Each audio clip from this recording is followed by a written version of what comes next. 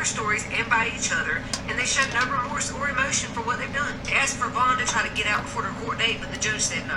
My personal opinion, I think they're going to turn on each other at some point, and Anisha is going to try to testify against Richard and walk out of this. And I hope that don't happen. I don't want to see no girlfriend testifying against dad, putting it all on him, or him putting it all on her. No, I want both of their asses behind bars. Neighbors who lived beside of them at the apartment complex said they were always punishing her, finding different ways to discipline her. They made her exercise all day with no water, forcing her to run laps around the apartment building. They were always yelling at her. We could hear screaming coming from inside the apartment. She was a sweetheart. She was the protector of the complex children. When she came out, she kept all the kids together and played with everyone. We don't know if any of the neighbors ever reported this, but would it have done any good? I mean, the teachers filed 14 reports with CPS, and only 4 were investigated. Nothing came of those 4 reports either. They sent her right back to them, knowing they were putting her in even more danger than before. When the police were called out to the gas station, why weren't they charged with abuse then? They could see all the injuries on her. That was domestic violence. That was child abuse. They should have been charged. I'm so angry with not just CPS, but the DA, the prosecutors, the police department. You all failed this child. You all have blood on your hands. If you're that lazy and negligent, then just...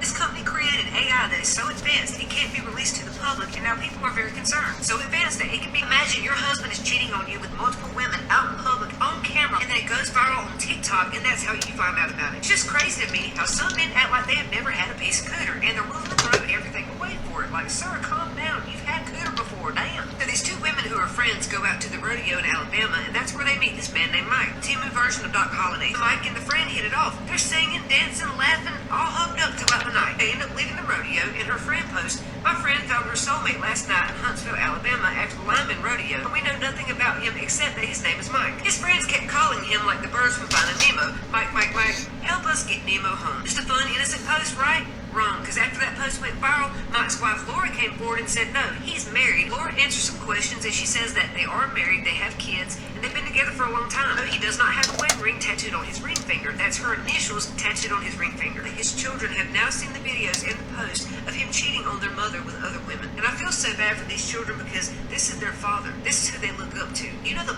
bullying these kids are probably going to go through because of your actions? Things get even worse when someone leaves this comment. Saw this dude at a county concert in Sanford, Florida a couple Fridays ago. Me and my friend were talking about how we should take a video of him for TikTok to find his wife, and now he's on my For You page. They're alleging he was with a whole other woman weeks prior. Like, sir, why are you even married? Clearly you don't want to be. You damn sure don't act like it. Not only do you cheat on your partner out in public, but to do it on camera, that makes it so much worse. It tells you he does not love or respect his wife at all. Hell, I don't think he even likes you at this point. Because you don't do this to the people you love. His wife says, my life has been completely turned upside down, and I've never been in a situation like this. My faith will carry me through this. I won't be checking my updates anymore. Thank you to everyone for your loving, encouraging words and prayers. Please keep them coming, as I am in absolute shambles. Spending time healing and being with my kids. God bless. The best friend commented and said, hi, I'm Laura's best friend. For everyone who just assumes about other people's lives, she is leaving. Also, it's not a ring or a ring tattoo. Laura said, it's my initials that I wrote on his finger on the first day of our honeymoon. The tattoo artist tattooed right over my handwriting. Used to feel like it was so special, now I'm just broken. So all of you blaming these women, it's not their fault. He's the one who took vows and made a commitment. He got married, not them. He's the one that's supposed to disclose that he's married, and he didn't. He's out here acting single as hell. Now he's going to be forever stuck on the internet as Lyman Mike, the cheater. But I tell you, his wife is a knockout, and I'm not just talking about appearance. I mean, she is a damn good wife, a good mother, a good provider. She takes care of everyone around her. I can only imagine how hurt she is after seeing all this. Some of y'all just need to be single, and you know that. So why put your family through this? Imagine your husband is cheating on you with multiple women out in public. Have y'all seen all them school bus drivers getting charged with DUI? Driving highly intoxicated while taking these kids to and from school. A woman that was just caught had 2 bottles of vodka with her on the bus. One was empty and the other one was half full. She'd been drinking all throughout the day when she came to school to pick the kids up and take them home. She was driving so erratically, running on and off the road through busy streets that the kids started calling 911 themselves. Imagine if she had wrecked, ran into a pond, or dropped a kid off at the wrong place, or a kid got hit by another car because of her. If you know you're drinking, then why not just call in sick and say, hey, I'm not coming into work today? Why are you risking these kids' lives? And I get people are struggling. They're trying to numb the pain, but that don't give you the right to put our kids' lives in danger either. You know, we're all struggling out here. Driving intoxicated is one of the most selfish things that you can do. Not just to you, your family, but to the community. To get out there and risk 40, 50 kids' lives, that's unacceptable. There's no excuse for this. Especially when all you have to do is call your boss and say, hey, I'm not coming in today. Why is that so damn hard for y'all? This fucking make sense to me. I don't understand. Why do you think you have the right to risk these kids' lives because you want to get drunk? It better not happen around here. somebody drinking and driving with my babies. Bitch, we both walking away in handcuffs and I'm gonna lay that ass out there. Have y'all seen all them school bus drivers getting charged? This cold case was just solved after 30 years. It's July 24th, 1996, when 7-year-old Morgan, her sisters, and some of their friends were playing outside of the colony apartments where they all lived. But this beautiful summer day was about to turn dark as a dangerous predator was lurking around the apartment complex looking for his next victim. 20-something-year-old Robert Froberg had escaped from jail twice, was on the run, and had just stolen a maroon-colored van. And in broad daylight, Robert runs up, snatches Morgan, and takes off running with her. Witnesses immediately called the police and said they saw a young man, possibly in his 20s, driving a maroon van. Can I just say to the sketch artist and the witness who gave a description of Robert, y'all done one hell of a job. That looks just like him. But sadly, no matter how hard they tried, the police, the family, or the volunteers could not find any sign of Robert or Morgan. 2 days later, the van was found abandoned, but there was nobody in it. It wasn't until 3 months later, on October 20th, when they finally found Morgan's remains abandoned in Tennessee, and her family was just absolutely heartbroken. Robert was caught by the police again and taken back to prison, but he didn't tell anyone what he had done to Morgan, so her case went unsolved for 30 years. That is, up until recently, when DNA was tested with the new technology and they finally got a hit. The hair found in that maroon van was sent off to the FBI laboratories, and it was a perfect match to Robert Froberg, who is currently still sitting in prison on other charges. The police went to interview Robert in prison and told him they had this DNA evidence, so he finally confessed to kidnapping and strangling Morgan to death. He's claiming he only strangled her, but I don't think that's all he did. By the time they found her body, it'd been months in hot weather, and she was probably very deteriorated, so probably couldn't tell whether he essayed her or not. He had a history of being a predator. He was out searching for a child to kidnap, so we all know what he was going to do or did do. They filed a complaint that charged Robert Froberg with her kidnapping, resulting in her death. If Robert is convicted, he could face only 2 potential sentences, life in prison or the death penalty. But to just know that that was the last face that this baby had to see before she was viciously murdered makes my stomach turn. Just imagine a lurch-looking mother attacking you, a damn cracked-out Herman monster. That's nightmare fuel. Morgan's family never gave up on her, neither did the Bowling Green community or its law enforcement community. This is what gives me hope that one day we might solve the John Benet Ramsey case. This cold case was just solved after 30 years. It's July 24th, 1996, when 7-year-old Morgan, her sisters, and some of their friends, the therapist was caught abusing an autistic child. Trigger warning, I'm gonna play the video.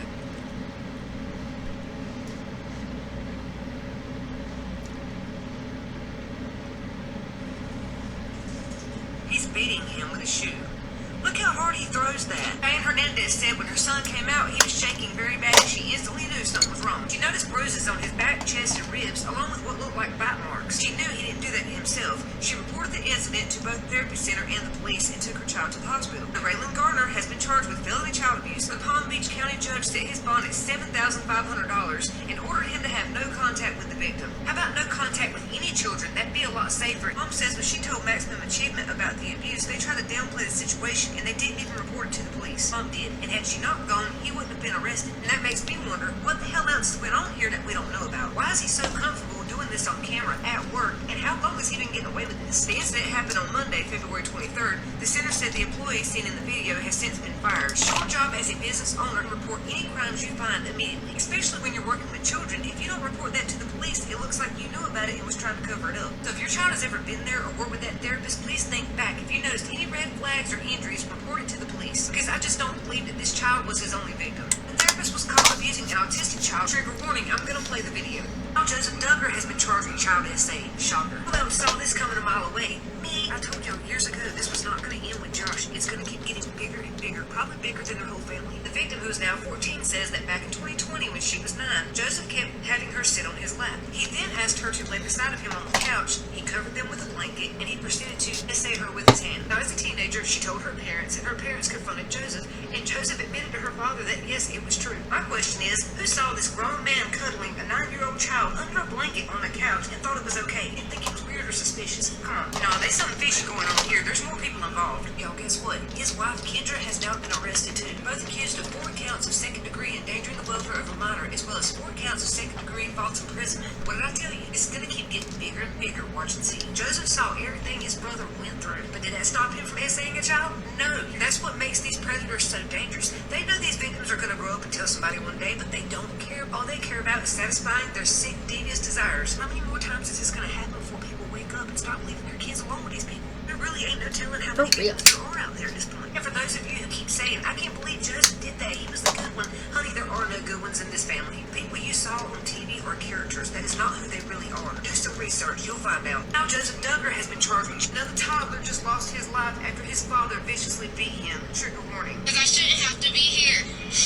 I fought for my son. I warned ACS, the courts, NYPD, everybody. Moments like these that Cindy Williams will never get again. 2-year-old son Malik Williams was brutally beaten last weekend and put in ICU. She says at the hands of her toddler's own father. Malik was put on a ventilator with a blown right eye, fractured pelvis, cut to his liver, and brain damage. Brutal beating happened late Friday into Saturday in Long Island City on the 7th floor of this hotel-turned-homeless shelter. Davon Morrison told witnesses that he must have hit Malik, but couldn't remember because he was too drunk. I think you did a little more than just hit him. I mean, you lacerated his damn liver. Allegedly told witnesses he was alone with the toddler Friday night when he started drinking. Morrison allegedly said when he woke up Saturday morning, he saw multiple bruises on Malik's face, but did not seek medical attention. Morrison also allegedly said he noticed Malik's condition was worsening, and instead of getting help, he traveled to Harlem to drop off his other child. That is where witnesses noticed the toddler's disturbing condition and called police. 30-year-old Davon Morrison was arrested and charged last night with second-degree attempted murder and first-degree assault. He pleaded not guilty this morning at his arraignment. I had my suspicions. I have paper trails. I have messages. All of that happened. I picked up the baby and I was too late. We reached out to ACS. They say they're investigating with the NYPD. Oh, so now they want to investigate after the fact when there's nothing nobody can do to help this child. I don't believe Davon's "I'm too drunk to remember" story because he didn't seek medical attention at any point in time. He was so drunk. Why didn't he attack the other child? He only attacked Malik, and that says a lot. I truly believe had the witnesses not seen Malik and called 911 when they did, Davon was going to let him sit there like that until he died. Of course, now people from the shelter are coming forward about the noises they heard that night. Ain't you a little late? Shut the up. You didn't say nothing then, don't say nothing now. We don't know why the kids were staying with the father at the homeless shelter or who had custody or where CPS was. None of that has been released yet. Malik was on a ventilator for several days up until Thursday when his mother confirmed on social media that he had passed away. I hope the prosecutor upgrades his charges from attempted murder to murder now that Malik has died from his injuries. Hundreds of children die every year at the hands of an abuser. If you can't tolerate children, give them to someone else. There is no excuse for this. Another toddler just lost his life after his father viciously beat him. Trigger warning. Because I shouldn't have to be here. I fought for my son. I warned ACS, the courts, NYPD, everybody. Moments like these that Cindy Williams will never get again. 2-year-old son Malik Williams was brutally beaten. Y'all seen 50 Cent's new commercial about delivering defense but was denied when you've gotten so many chances on a second conviction? I totally see why people are so angry. You can see the special treatment a mile away. And it's really funny how y'all keep doing this in front of your kids, yet CPS is not beating your door down. If I had done half of what y'all did, they would have taken my kids and I'd be facing child endangerment charges. Can y'all please stop driving while under the influence? You're not only risking your children, but our lives too. You and her should be thankful for all the privilege you have and start thinking about what your actions are doing to your kids and our community. South Carolina residents are accusing the courts of giving special treatment to a celebrity who can't seem to stay out of trouble. I can't believe this is allowed on TikTok. I just tried to do that, add a sound to a picture trend, and the sound that automatically came up for me is disgusting.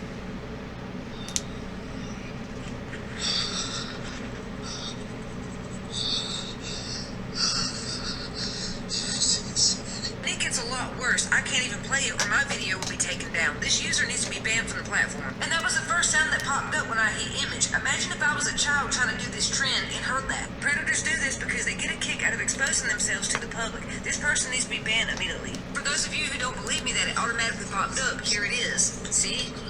I did not pick it. It's the fact that some of these creators actually make money from these inappropriate sounds, but I barely get paid for my content. My videos are taken down for a lot less. I have to use code words because if I say certain things, wear certain clothing, or have a drink in my hand, I'm automatically banned, but this is allowed. TikTok needs a better filtering system that automatically removes these inappropriate sounds and ban the user from the app for good. If y'all do the picture trend thing or your kids are doing it, please watch for the sounds that pop up and report them. I can't believe this is allowed on TikTok. I just try to do that, add a sound to a picture trend, and the sound that automatically repeated violent felon murdered an elderly woman, and it's not the first time he's killed. This case has Lumberton, North Carolina in an uproar. On December 13th, 36-year-old Cheyenne Woods called 911, and when paramedics arrived, he pulled out a weapon, kidnapped the paramedics, and stole the ambulance. While driving erratically, he crashes the ambulance into another vehicle, which was driven by 74-year-old Maria Locklear. So Cheyenne gets out the ambulance, shoots Maria Locklear likelier for no reason and then flees the scene. Maria was taken to the hospital where she later died. Maria had spent that day at the hospital with her terminally ill sister and was just 3 minutes away from her home when Cheyenne shot her. Her family said they did get to see her right before she passed, but she was in a lot of pain and was suffering. Deputies found Cheyenne Woods near where the shooting happened, and he was taken to Robinson County Jail. He was charged with first-degree murder, 8 counts of discharging a weapon into an occupied property,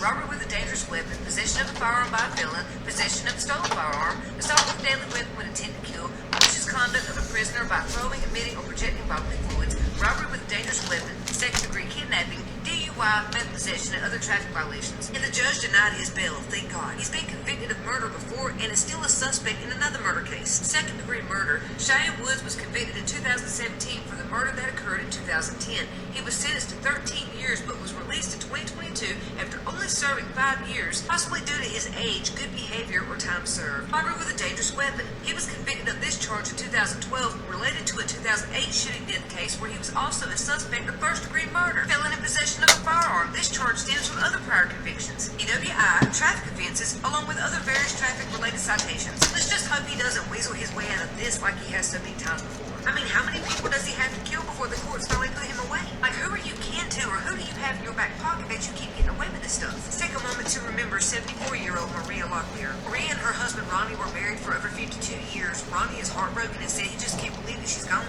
She was very loving and kind and took care of the people around her, and she is greatly missed. Family says they forgive him, but they're angry because he shows no remorse at all. Roast him in the comments. He don't care, so I don't care. He looks like a worn-out noodle bear. You know, when the markers stop washing out. I remember my first tattoo. We know who fell asleep first at the slumber party. If you can't grow facial hair, just say that. I mean, if you can't spell meth, then you probably shouldn't do it. Repeat violent felon murdered an elderly woman, and it's not the first time he's killed. This case has Lumberton, North Carolina. A woman with over 100 prior arrests and over 40 traffic violations has now hit and killed a man while walking his dog. On December 9th, 41-year-old Shannon Godbout was driving on Spring Street at 7:20 a.m. when her Jeep left the road, hitting 2 utility poles before striking 70-year-old Roderick McLoy, who was out walking his dog Kip. Police tried everything they could to revive Roderick, but was unsuccessful, and he was later pronounced dead at the hospital. Shannon was taken to the hospital for minor injuries, where she remained for a few days, but is okay. Police found narcotics in her vehicle and believe that she may have been under the influence. Shocker. We're charging her with possession with intent to deliver, and we're also determining whether Shannon was impaired when her Jeep struck Roderick. Police officer said Shannon is very known to every member of the department. As soon as they called me on Saturday morning, they didn't have to explain to me who she was. I already knew. She has been arrested more than 50 times in this county alone, charged with numerous offenses. She was on probation for another prior crime when she hit Roderick. Her record of being arrested over 100 times is astonishing. How many people do you know that have been arrested over 100 times? I know a lot of people who have been arrested and they finally learned their lesson, but this person was not afraid of the courts. Well, of course she's not afraid of the courts because she knows they're going to give her a slap on the wrist and let her walk free like they always have. She had over 80 bench warrants issued for her arrest for not appearing for when she was told to appear. How the hell is she walking free with all these bench warrants? Bro, I had one failure to appear on a seatbelt ticket and they came and got my ass. The public was outraged. One comment read,